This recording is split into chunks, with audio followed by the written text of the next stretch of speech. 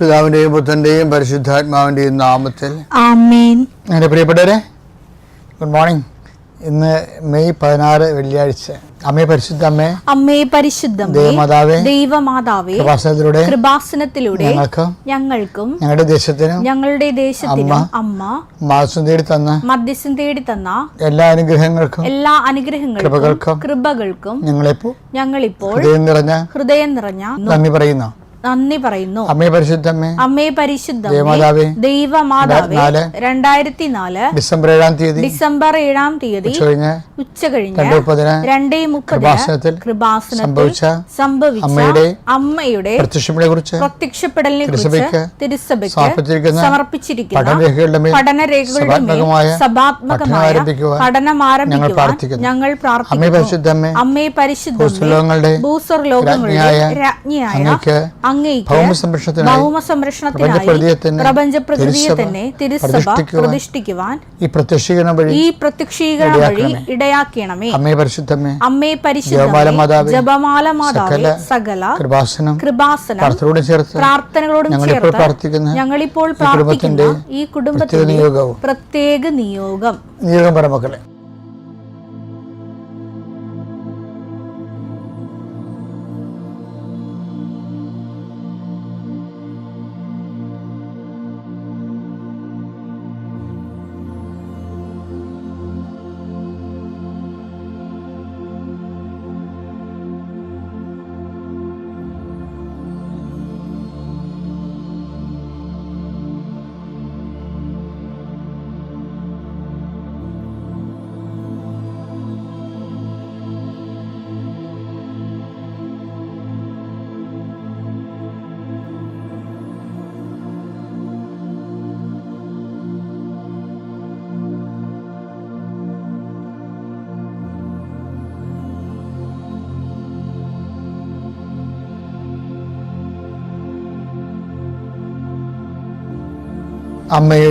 അമ്മയുടെ പ്രത്യക്ഷീകരണത്തിന്റെ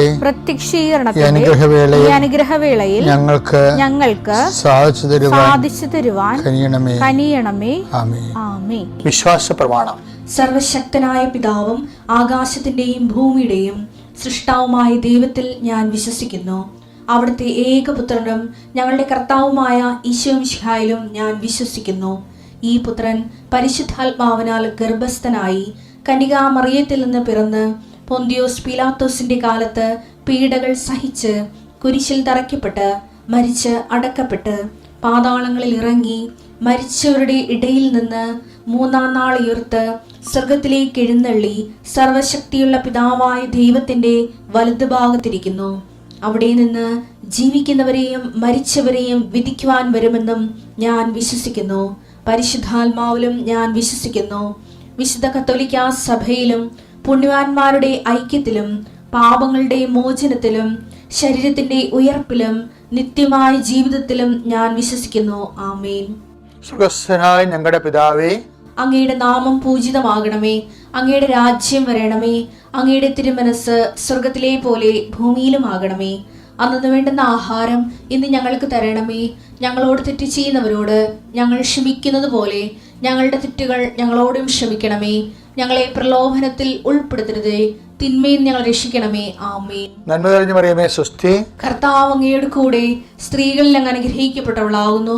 അങ്ങയുടെ ഉദരത്തിൻ ഫലമായി ഈശോ അനുഗ്രഹിക്കപ്പെട്ടവനാകുന്നു. പരിശുദ്ധ മറിയമേ, തമ്പുരാന്റെ അമ്മേ, പാപികളായ ഞങ്ങൾക്ക് വേണ്ടി ഇപ്പോഴും ഞങ്ങളുടെ മരണസമയത്തും തമ്പുരാനോട് അപേക്ഷിക്കണമേ. ആമേൻ. കർത്താവ് നിന്റെ ഉന്നതമായ നാമത്തിന് സ്വസ്ഥം ചെയ്യുന്നു. കർത്താവ് നിന്റെ വിശുദ്ധ പൗരോഹിത്യത്തെ മഹത്വപ്പെടുത്തണമേ. കർത്താവ് സഭയിലുള്ള സാന്നിധ്യം പ്രകടമാക്കണമേ. 39 വർഷം ഞാൻ അർപ്പിച്ച കുർബാനയുടെ യോഗ്യതയാൽ കൃപാസ്ഥാനത്താറെ ജീവനോടെ പ്രത്യക്ഷപ്പെട്ട പരിശുദ്ധ അമ്മയുടെ മാധ്യസ്ഥത്തിലെ കൃപാസ്ഥാനത്താറെ നടന്ന 10,000-കണക്കിന് ആരാധന ശക്തിയാൽ നിന്റെ കുടുംബത്തെ ഈ പ്രഭാതത്തിൽ ആശീർവദിക്കുന്നു.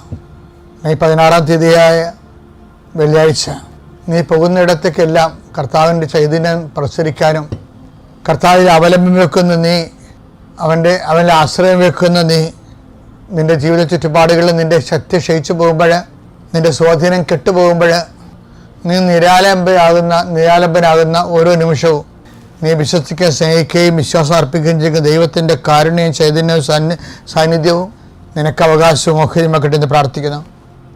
നിൻ്റെ വഴി യാത്രയിൽ റാഫേലിനെ അയച്ചു കൊടുത്ത ദൈവത്തിൻ്റെ ചൈതന്യം തോബിയാസ് റാഫേലിനെ പോലെ കർത്താവിൻ്റെ ദൂതൻ പരിശുദ്ധ അമ്മയുടെ ആളായ്മയായി നിനക്ക് അനുഭവിക്കാൻ ഇടയാക്കട്ടെ എന്ന് പ്രാർത്ഥിക്കുന്നു. നിൻ്റെ കച്ചവട ബന്ധങ്ങൾ, ബിസിനസ്സുകൾ, വ്യാപാരങ്ങൾ, വ്യവസായങ്ങൾ, ആർഗവ മാർഗങ്ങൾ, നിൻ്റെ ജീവിത മാർഗങ്ങൾ കർത്താവ് ആശീർവദിക്കുകയും അനുഗ്രഹിക്കുകയും ചെയ്യട്ടെ. നിൻ്റെ ജീവിത സന്ധാരണ മേഖലകളിൽ നീ അനുഭവിക്കുന്ന പ്രത്യേക പ്രതിസന്ധികളും മറ്റുള്ളവർ ഉയർത്തുന്ന മത്സരങ്ങളും നിൻ്റെ ജീവിത മാർഗങ്ങൾ കെട്ടുപോകുന്ന അവസ്ഥയിൽ കർത്താവിൻ്റെ ശക്തിയിലേക്ക് ആവശ്യിക്കുകയും അത് ആളിക്കത്തുകയും ചെയ്യട്ടെ.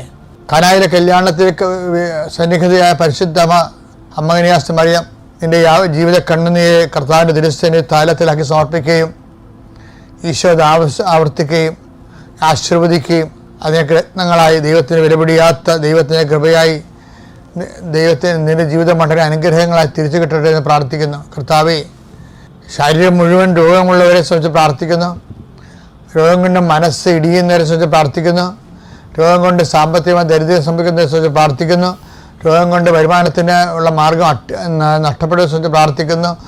രോഗം കൊണ്ട് ജീവിതമാർഗം അടഞ്ഞു പോയതിനെ സംബന്ധിച്ച് പ്രാർത്ഥിക്കുന്നു. എൻ്റെ കർത്താവിന് ഉന്നതമായ നാമത്തിൽ സഭയുടെ അധികാരത്തിൽ കുരിശിൻ്റെ അടയാളത്തിൽ ദൈവം തന്നെ ഏറ്റവും വലിയ ദൈവത്തിൻ്റെ കൃപയായി നിങ്ങൾ നിറയട്ടെ. ജീവിതമാർഗം കർത്താവ് അതിൻ്റെ വാതിൽ തുറന്നു തട്ടെ എന്ന് പ്രാർത്ഥിക്കുന്നു. വിവാഹം ഒത്തുവരാത്തവർ, മക്കളില്ലാത്തവർ, മക്കളെ കൊണ്ട് പൊറുതി മുട്ടിയവർ, മക്കൾ പലതരത്തിലുള്ള തെറ്റായ ബന്ധങ്ങളിലും അതുപോലെ തന്നെ പലതരത്തിലുള്ള തെറ്റായ ശീലങ്ങളിലും ചെന്ന് അകപ്പെട്ടിട്ട് പ്രാർത്ഥനയുമില്ല, ദൈവവുമില്ല, അക്രമാസക്തമായ സ്വഭാവം കാണിക്കുകയും ഭ്രാന്തമായ രീതിയിൽ പെരുമാറുകയും ചെയ്യുന്ന മക്കളെ കർത്താവിൻ്റെ വിശുദ്ധമായ രക്തം തളിച്ചുകൊണ്ട് യേശുവിൻ്റെ നാമത്തിൽ അവൻ്റെ ദുശ്ശീലങ്ങളെ ബന്ധിച്ചുകൊണ്ട് മാതാവിൻ്റെ മധ്യസ്ഥത്തിൽ നിൻ്റെ കർത്താവിൻ്റെ കുരിശിൻ്റെ ചുവട്ടിൽ വെക്കുന്നു. എൻ്റെ കർത്താവിൻ്റെ ഉന്നതമായ നാമത്തിൽ സഭയുടെ അധികാരത്തിൽ കുരിശിൻ്റെ അടയാളത്തിൽ ദൈവശക്തിയാൽ നിൻ്റെ ഇന്നത്തെ മുഴുവൻ ഉദ്യമങ്ങളെ കർത്താവ് ആശീർവദിക്കട്ടെ. നിൻ്റെ സംസാരങ്ങളെയും സംഭാഷണങ്ങളെയും ചെയ്തികളെയും നിൻ്റെ ഒപ്പിനെയും നിൻ്റെ എഴുത്തിനെയും കർത്താവ് ആശീർവദിക്കട്ടെ. നിൻ്റെ യാത്ര, നിൻ്റെ ജോലി, നിൻ്റെ താമസം, നിൻ്റെ മറ്റുള്ളവരുമായിട്ടുള്ള ഇടപെടലുകൾ കർത്താവ് ഏറ്റെടുക്കുകയും നിനക്കത് അനുകൂലമായി മാറ്റുകയും ചെയ്യട്ടെ. എൻ്റെ കർത്താവിൻ്റെ ഉന്നതമായ നാമത്തിൽ ഉന്നതമായ വിദ്യാഭ്യാസത്തിന് വേണ്ടി, ഉന്നതമായ ജീവിതത്തിന് വേണ്ടി ഉള്ള നിൻ്റെ പരിശ്രമങ്ങളിൽ നിൻ്റെ കഴിവുകളിൽ നീ തിരിച്ചറിയുകയും ദൈവത്തെ നീ ആശ്രയിക്കുകയും കർത്താവിൻ്റെ ചൈതന്യം നിന്നെ ആവശ്യിക്കുകയും നീ ഉന്നതമായ മേഖലകളിൽ നിനക്കുള്ള തടസ്സങ്ങളെ ഈ ഒറ്റ പ്രാർത്ഥന കൊണ്ട് നീങ്ങിപ്പോവുകയും ചെയ്യട്ടെ. എൻ്റെ കർത്താവിനുമായ നാമത്തിൽ സഭയുടെ അധികാരത്തെ കുരിശിൻ്റെ അടയാളത്തിൽ ദൈവത്തിൻ്റെ ശക്തിയാൽ നീ ഇന്നേ ദിവസം കർത്താവിൻ്റെ നാമത്തെ ആശീർവദിക്കപ്പെടട്ടെ. എൻ്റെ പ്രിയപ്പെട്ടവരെ, ആധ്യാത്മിക ജീവിതം ജീവിതബന്ധിയായിട്ട് ഓരോ ദിവസവും പുരോഗമിക്കുന്നതാണ്. അത് പലപ്പോഴും അനുഭവങ്ങളിലൂടെയാണ് പുരോഗമിക്കുന്നത്. ഓരോ അനുഭവങ്ങളിലും ദൈവത്തിന് എന്തെങ്കിലും കാരണങ്ങളുണ്ടാകും. ആ അനുഭവത്തിലൂടെ നമ്മളെ കടത്തിവിടുന്നതിലൂടെ ദൈവത്തിന് എന്തെങ്കിലും കാരണങ്ങളുണ്ടാകും. ആ കാരണം ദൈവികമായ കാരണങ്ങളാണെന്ന് പറഞ്ഞുകൊണ്ട് നമ്മൾ ദൈവത്തിന് സമർപ്പിച്ച് കഴിയുമ്പോൾ ആ വിഷയത്തെക്കുറിച്ചുള്ള ഭയം കുറഞ്ഞു വരും. ഞാൻ എപ്പോഴും അവർക്ക് പറയണ്ടേ, മറിയത്തോട് ദൈവം ആദ്യമേ കാണുമ്പോൾ പറയണത് ഭയപ്പെടേണ്ടതാണ്. എന്നുവെച്ചാൽ ഭയപ്പെട്ടു പോയാൽ എല്ലാം തൊലയും. അതാണ് വിഷയം. ഭയപ്പെടരുത്. നമ്മൾ പാമ്പ് കടിച്ചു കഴിഞ്ഞാൽ എന്താ പറയണത്? ഭയപ്പെടരുതെന്ന് പറയും.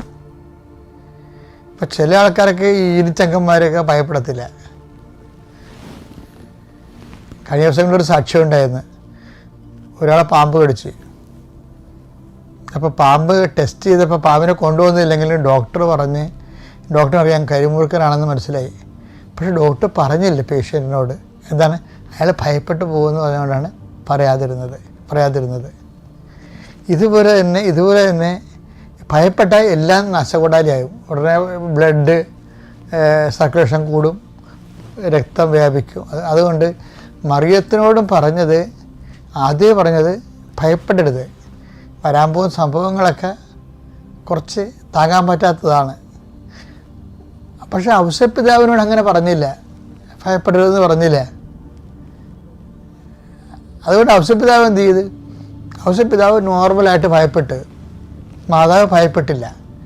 കാര്യം അതാണ് ഒരു വ്യത്യാസം വരണത്. ലൂക്ക 1:30 വായിച്ചേ.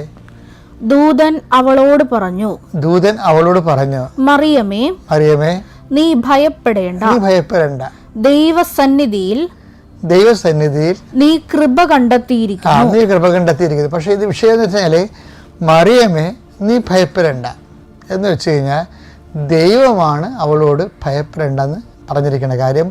ഭയം വരുത്തണ വിഷയങ്ങളാണ് ഇനി സംഭവിക്കാൻ പോണ മുഴുവനും. ഇപ്പോൾ ആ ഡോക്ടർ പറഞ്ഞില്ലേ, കരിമുറുക്കണം കടിച്ചതെന്ന് ബ്ലഡ് ടെസ്റ്റ് ചെയ്ത് മനസ്സിലായി. പക്ഷേ പേഷ്യൻറ്റിനോട് പറഞ്ഞില്ല.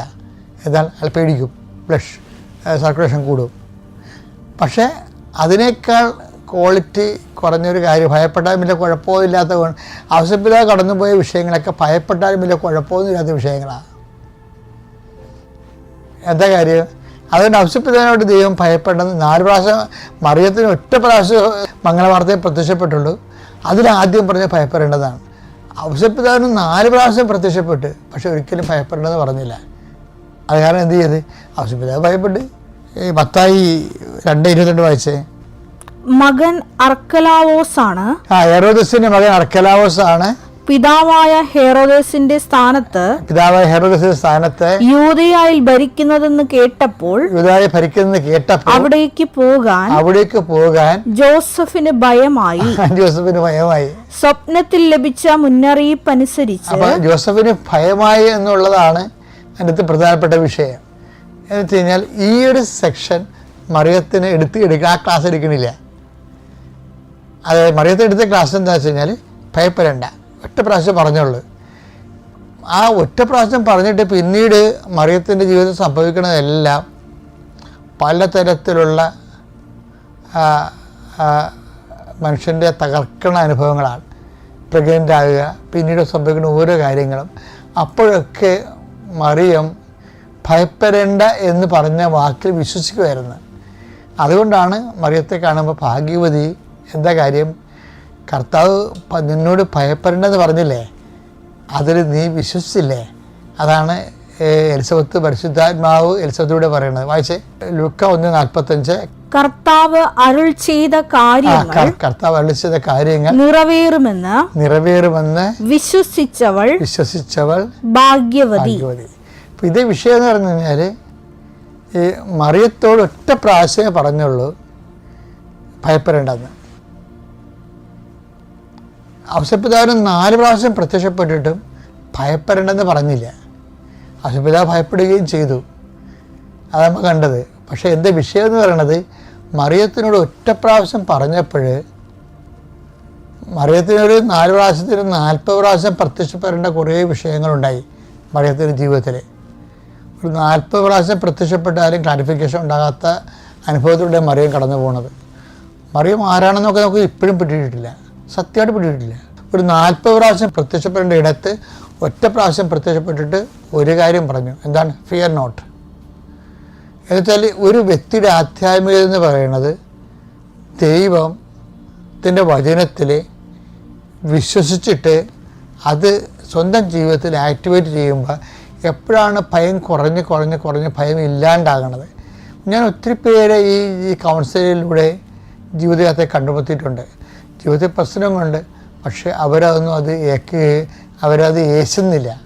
എന്താ കാര്യം? അവർ ദൈവം കൂടെ ഉണ്ടെന്നുള്ളൊരു ബോധ്യത്തിൽ ദൈവത്തിന് ആ വിഷയത്തിൽ പരിഹാരമുണ്ട്. കർത്താവ് സമയമാകുമ്പോൾ കർത്താവ് പരിഹരിച്ചുകൊള്ളും. അങ്ങനെ ഒരു വിശ്വാസത്തിലേക്ക് വരാനാണ് നമ്മൾ ഉടമ്പടി ജീവിതത്തിൽ നമ്മളിലൂടെ നാം പുരോഗമിക്കുന്നത്. അല്ല ഒന്ന് പുതുക്കി ഒരു കാര്യം നടന്ന് സാക്ഷ്യം പറയാം, അങ്ങനെയുള്ള പരിപാടിയൊന്നും ഇല്ല. മറിച്ച് ഇതൊരു യാത്രയിൽ നമ്മൾ ഭയരഹിതമായി 0 ഫിയറിലേക്കാണ് നമ്മൾ പോകുന്നത്. മറിയം കുരിശിൻ്റെ ചോട്ട് നിൽക്കുമ്പോൾ 0 ഫിയറാണ്. എന്താണ്? അവൻ്റെ രാജ്യത്തിന് അവസാനം ഉണ്ടാവുകയില്ലെന്നുള്ള വാക്കിൽ അവൾ വിശ്വസിച്ചാണ് നിൽക്കുന്നത്.